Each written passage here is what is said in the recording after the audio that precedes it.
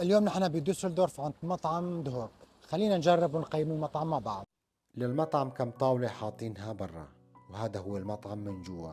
طبعا في صالة تانية كمان كبيرة بيستخدموها للحفلات والمناسبات. الشاورما أو القص العراقي لحم ودجاج موجود عندهم، بس أنا ما جربته صراحة.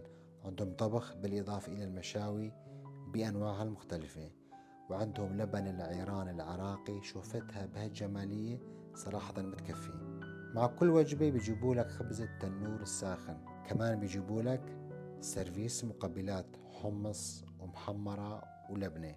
مش بس هيك، كمان بيجيبوا لك شوربة العدس، هدول بيكونوا مجانا أو فيك تقول شاملة مع سعر الوجبة. طلبنا صحن مشاوي كباب وشقف.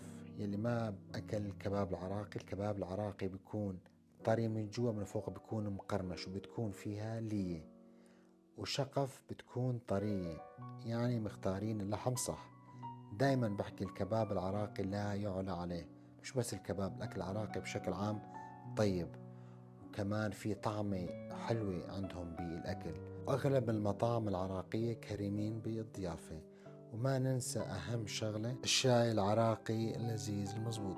أغلب الناس مفكرين هون النار بتوصل للحمة وبتحترق اللحمة، ولكن بيكون في هواء بغير اتجاه النار، ما بتوصل اللحمة مثل ما شايفين بالفيديو.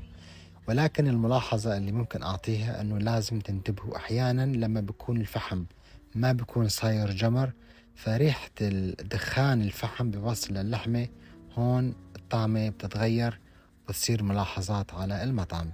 تقييمي للمطعم 9/10، وهاي خليت لكم قائمة الأسعار لحتى تشوفوها. ضلوا بخير وصحة وعافية يا رب.